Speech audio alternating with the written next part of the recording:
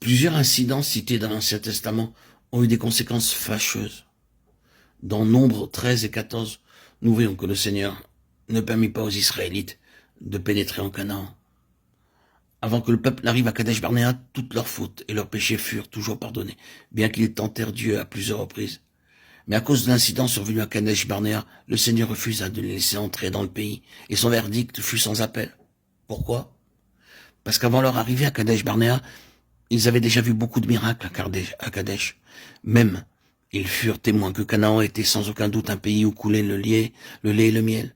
Ils considérèrent cependant que les habitants du pays étaient trop forts, les villes trop bien fortifiées, et ils se voyaient comme des sauterelles à côté des géants. Anakim, ils furent effrayés et ne voulurent pas entrer dans le pays. Ils pleurèrent et refusaient d'aller de l'avant. Ces peurs et cette crainte déshonoraient Dieu et jetaient le discrédit sur son nom.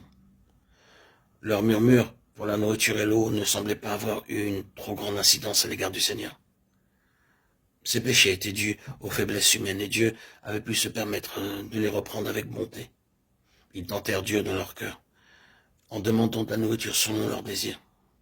Ils parlèrent contre Dieu et dirent, Dieu pourrait-il dresser une table dans le désert? Psaume 118, 18, 19. Est-ce que les agissements des Israélites dans ces situations affectaient le caractère même de Dieu? Non. Car ils savaient que leur convoitise s'était excitée.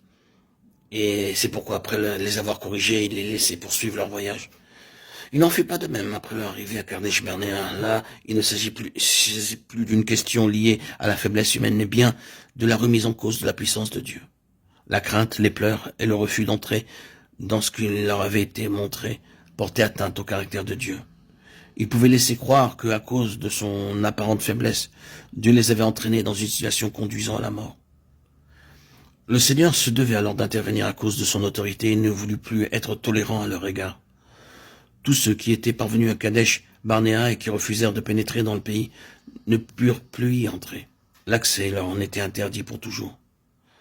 N'est-ce pas étrange qu'il n'y ait plus eu de possibilité de repentance, alors même qu'il déclarait plus tard vouloir y entrer? Dieu ne se laissa pas fléchir.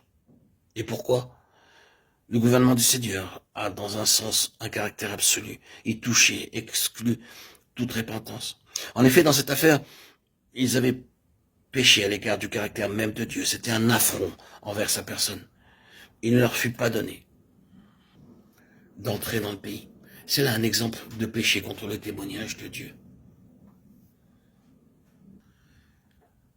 Que signifie donc pécher contre le témoignage? Cela veut dire tout simplement pécher contre Dieu. Tout ce qui touche au caractère de Dieu ou à ses voies touche à son témoignage. Dieu veut que son caractère soit manifesté de manière absolue. Et tout ce qui n'est pas représentatif de son caractère pêche contre son témoignage. Lorsque le témoignage de Dieu est impliqué, il ne perdra de vue aucune situation.